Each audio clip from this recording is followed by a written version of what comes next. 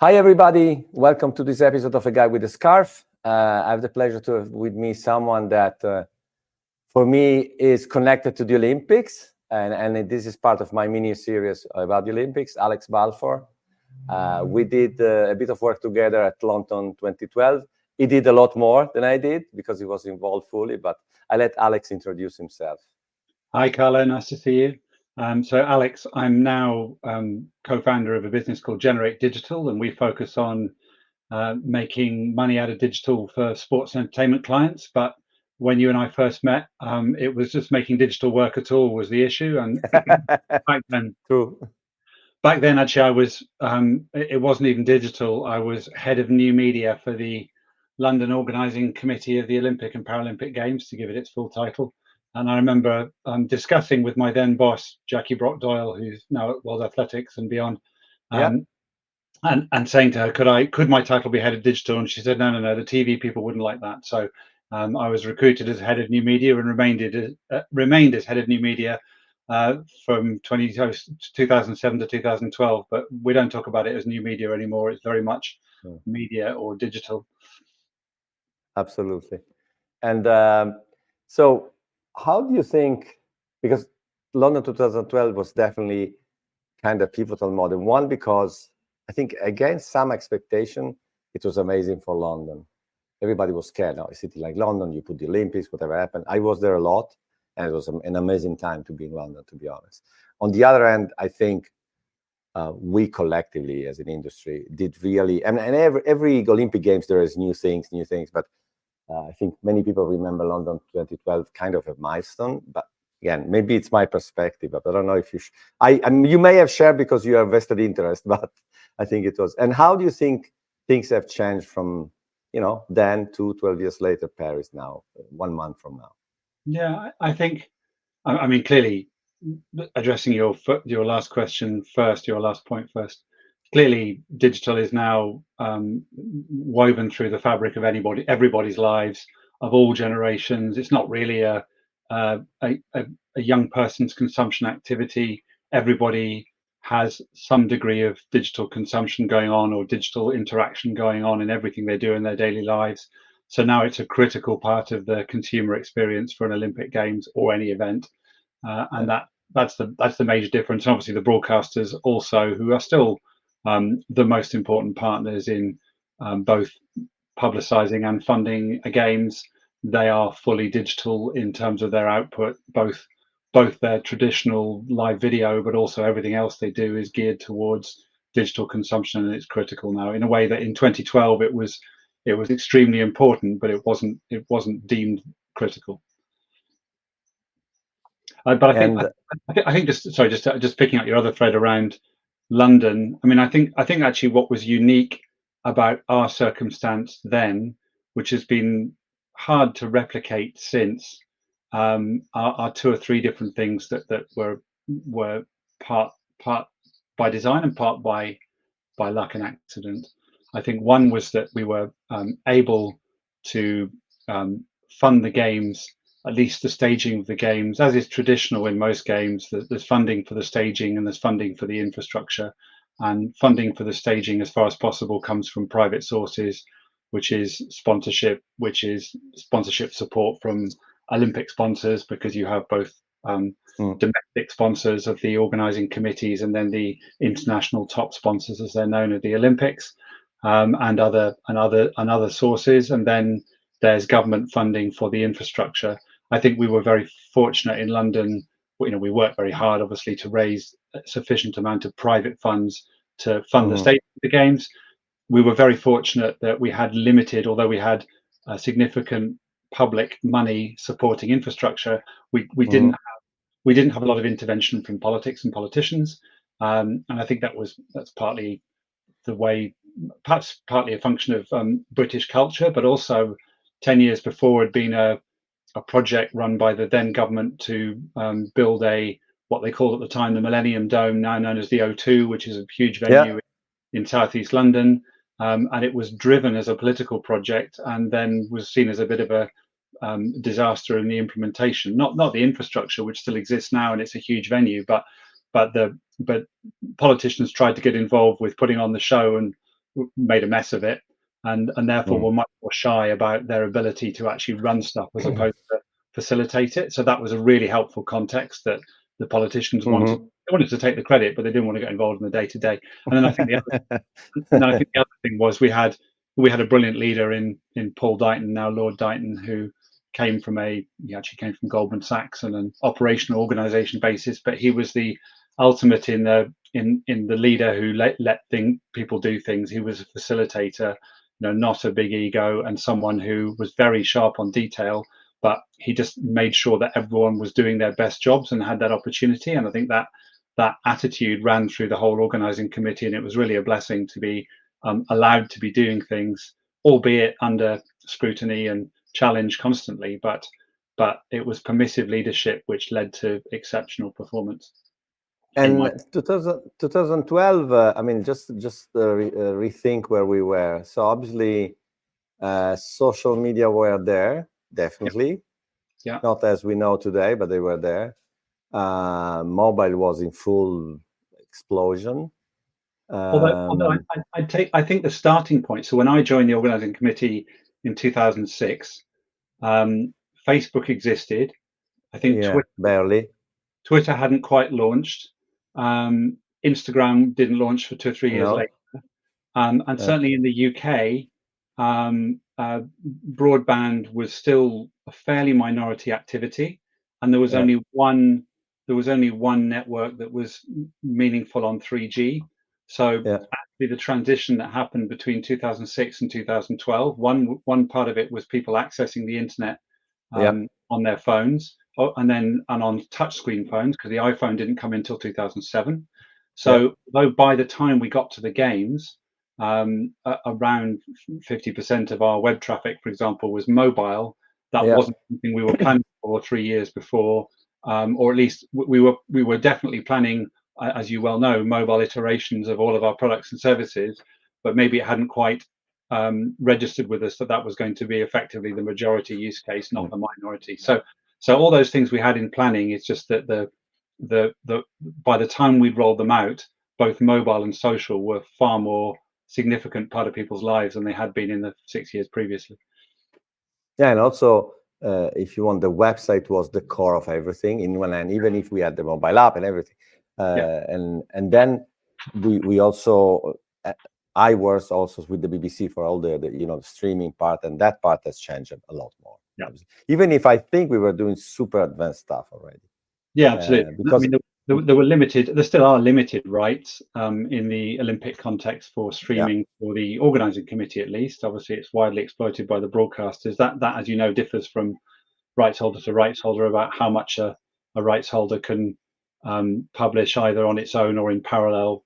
At one end extreme, you've got the NBA who pushes everything as marketing, and then at other extremes there are still rights holders who have little or no access to streaming video. But then it was still a minority activity to stream. There wasn't an awful lot of exciting activity going on in clipping and managing of highlights and clips, and it wasn't really till after 2012 that the capacity to use video on social networks, starting with Facebook and Instagram, and now obviously TikTok, that's really the primary use case for lots of social media is video, when then it was a nice to have add-on, but it wasn't considered essential, and therefore content wasn't really made with social in mind.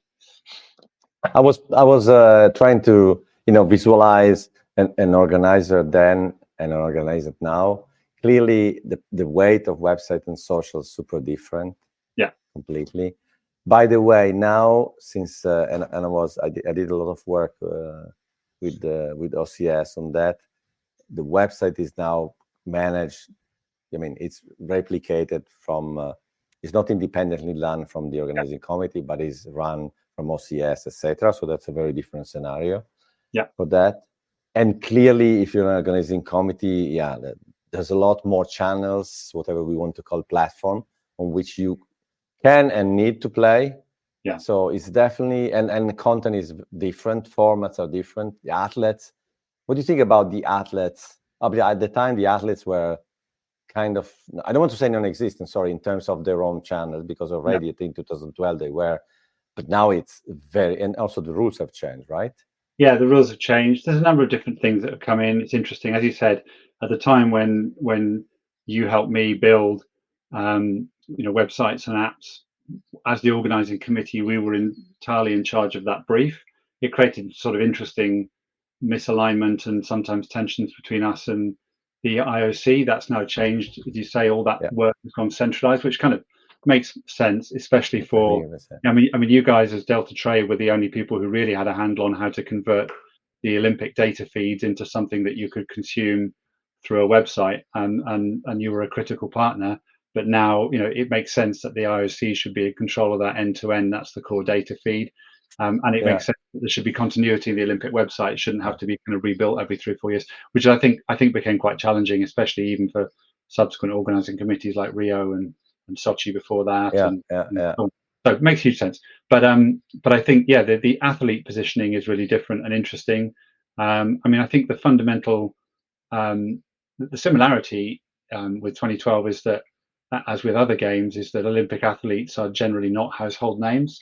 And so there's only a small minority who are super famous at the time they come into the games, and they often tend to be tennis players or golfers. They're not athletes from what you'd think of as the core sports. And so often, the games makes heroes of people who then go back into not being professional athletes afterwards because it's not the nature of their sports. However, I entirely agree that there are lots of athletes now who, either in the run up to the games or because of the games, their individual profile raises and they have their own channel. So they will all obviously be active, as we all are, on social channels, but some of them can be very effective in using that. So I think in Tokyo, from memory, the number one profile athlete was Ilona Meyer, if I pronounced her name right, the USA rugby player, because she was just really strong on TikTok. So she certainly threw out some of the biggest numbers. And so, although she's a star, she wasn't the biggest of superstars, but her social opportunity and her social skills gave her profile. So that's definitely very different. And I think that's exciting. That's, that gives the games a bit more accessibility and it gives more opportunity. And alongside that, the IOC has recognized that there's now less constraints around what athletes can do in terms of the footage they can create, the visibility they can have for their sponsors, which has always been a tough one. So that's a big change. It's a big change. No, so in parallel, maybe in terms of storytelling, the role of the artist is one. Maybe, and I'm trying to imagine what the impact will be on the games. The fact that in the last, I'm not a historiographer, so 5 years or 4, Netflix-style sport documentaries have started to really become crucial for the development of some sports.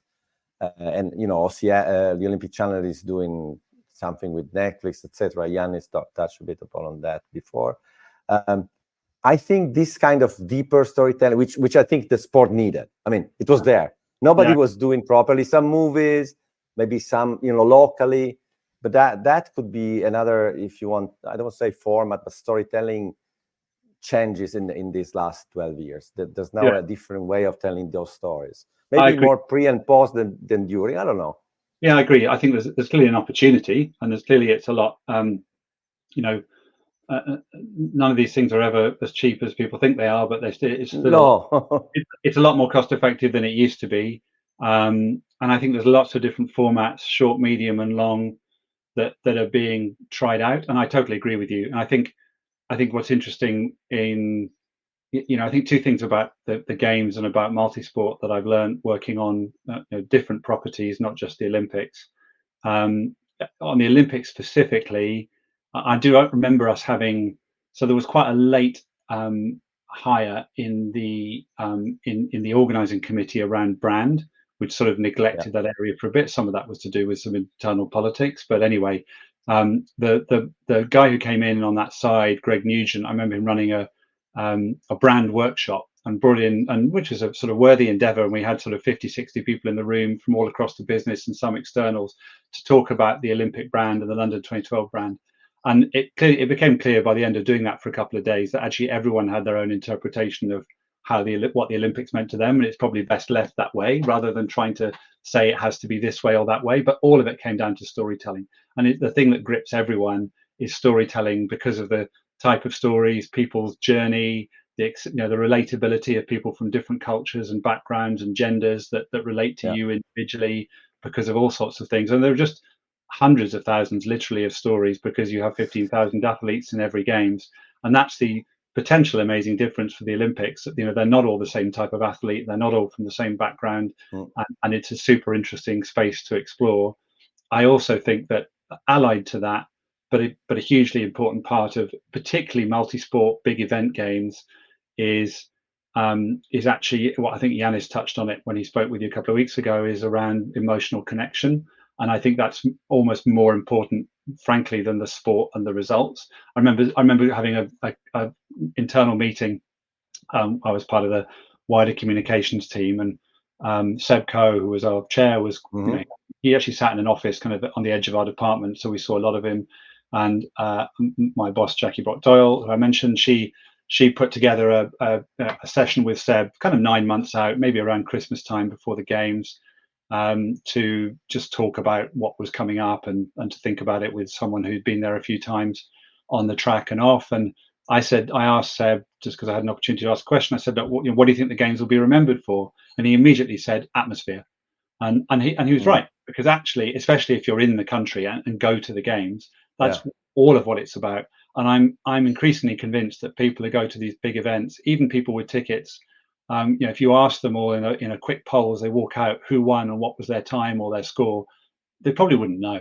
And it doesn't matter, because they still enjoyed it. Or they might say, oh, it was the guy or the girl who did that amazing celebration, or I remember this moment or that moment. You'll say, yeah, that wasn't the winning moment, but they don't care, because it's all about that collective feel and that emotion. And I think that's what's special. And I think that's what, back to your point around athletes and platforms, that's increasingly what these different ways of telling stories can capture. Because you and I spent loads of times obsessing, aligning with results teams and international federations about how do we get this format right? How do we represent the score properly? But for a lot of people, although you cannot get that wrong, that's not the core to their experience. That's just a reason for the athletes to be there. It creates a pinnacle. It creates a function for the games. But actually, the joy that people get out of the games isn't about those details and whether they're wrong or they're right. It's about the collective emotion that those performances drive, and that's what people love about the games, and why it becomes something bigger than just a series of sports events. One sentence that I used, and I wrote an article just after the 2008 Olympics, which were my first Olympic, was "There's nothing like the Olympics." And I meant it in terms of, our job, which is bringing the Olympics to fans. Somehow it seems a bit a dumb sentence, but that's the reality. And I was thinking, is it easier, or is it a better experience today than it was, 12, 20 years ago? I think there's still nothing like the Olympic, and it's still extremely difficult to bring the Olympics to fans. It's like, the latest Mac if you compare it to 10 years ago, Mac laptop, it's amazing. I still have the same waiting times. I still take the same time. The only advancement, but that could be another episode, is I now use a lot of AI tools, and certain things have become super, super fast. Otherwise, the experience, it's the same. I'm using the same tools, maybe a bit better, and I don't know if I'm not doing it this time, but if I had the responsibility of designing the fan engagement for the Olympics, is it easier to tell these stories? I don't think so. But again, my opinion. I want to hear yours. Yeah, I don't think so. I think two things. One, in terms of, I think the one thing we did at London, which I am proud of with the team that I had, which of necessity, that they're always smaller than you think, these teams. I think we had 6 people or maybe 8 people at max output, and then a lot of volunteers and others to help us during games time. But we did everything we could to use every possible surface or channel that was available to us, that we were permitted, and push the boundaries, frankly, as far as we could, to do everything on every platform. And that just took a lot of hard work. We could not have done that. We didn't have to do it, but we felt we were obliged to. We wanted to. It was fun too, but to do all those things is really tough, because there's just so much to cover in the time available, and even literally day to day, with so many, it's your 26 World Championships and going on in parallel. So covering all that stuff was difficult, and we did some, we pushed the boundaries. had some interesting run-ins around it. We built we were desperate to be as smart as we could with social. We built a Twitter medal table, or now would be an X medal table, which was politically awkward because we were informed at the time that the IOC doesn't really recognize medal tables, which is still, I think, maybe not quite the case that it was, but medal tables were considered to be invidious, and that's not something they would officially publish. But also the fact that it was a Twitter medal table, and with Twitter couldn't be an official brand because they weren't a sponsor. Yeah, absolutely. In the end, we kind of pulled the trigger on it in spite of only getting maybe semi-authorization to do it. And then what was fun about it, on one level, it was inevitable, of course, that an unexpected country came out on top because the president of Mongolia at the time was a big Twitter user. So he got the whole of Mongolia behind it, and Mongolia came top of the Twitter medal table, judged by the most number of people who tweeted for their team. But also, we had a whole deployment of it, which was pretty advanced, in every single venue, which had a big screen, and that's most of them, to put up a graphic with the right Twitter hashtag for the teams competing in whatever they were competing in. And that was all lined up to go. I'm not even sure how we managed that in every venue for it to be switched on pre and during events. And then in the very first event, which was actually, as is usual, pre even the opening ceremony, when the football started, women's football, Hampden Park in Glasgow, the North Korean women went on. I even forget who they were playing, but someone put up a South Korean flag, so they all walked off and refused to compete for an hour. So then we just got the phone call saying, we're not putting any of your flags up, forget it. We're not putting any country stuff up on screen, so it had to be cut. So I know that, but that was kind of fun. But I think the challenge, and I think one of the difficulties I think that the games maybe will always have, is that there is so much that it delivers in terms of stuff happening. As I mentioned, 15,000 athletes. It's a huge event. I mean, when you think that, as Yanis mentioned, the World Cup is 750 athletes. So it's just so much bigger than any other event in terms of logistics and venues and stuff going on. It's really hard to communicate that even through the lens of a screen, a TV, or a device, because you just can't get your head around the enormity of what it is.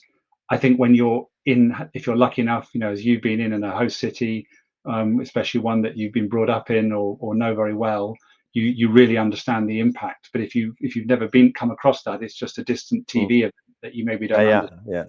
And getting that across, it's a strength and a weakness, I think, of the Olympics, because it's enormous beyond understanding of any other event. But it's hard to see that when you're not in the place where it's taking part. Yeah. And finally, just to wrap up, anything special your expectation for Paris 2024? Yeah, I think, I'm very lucky to be involved in this cycle. As I mentioned, what we do now is around monetizing. I remember my old chief exec, again, Paul, asking me in the first few weeks of my job, saying, so, what's it actually for, all this stuff? And lots of graphs and numbers and engagements, but he really wanted to know what's it worth to me. And I finally started to solve that problem, to define what this stuff is worth in cash terms, and that's what I do. So, but I think one of the strong points of the games as an operating model is that it does go from venue to venue. It makes it really tough to deliver, but it gives it a new flavor and an impetus and a fresh perspective. So I'm not that close to the Paris organization, and I've heard people say it'll definitely be very French, which they say both positively and in terms of talent. So, but I think you don't know until it. I don't have and probably for me, I'm quite looking forward to the fact that I don't actually have a lot of visibility on exactly how the execution is going to be, because it'll be a very pleasant surprise when it comes. So, I think where the IOC has done a great job is in lining up the next 3 big venues for the summer games and indeed the winter games. I see they've just sort of put preferred candidates on for the next 2 winter games too.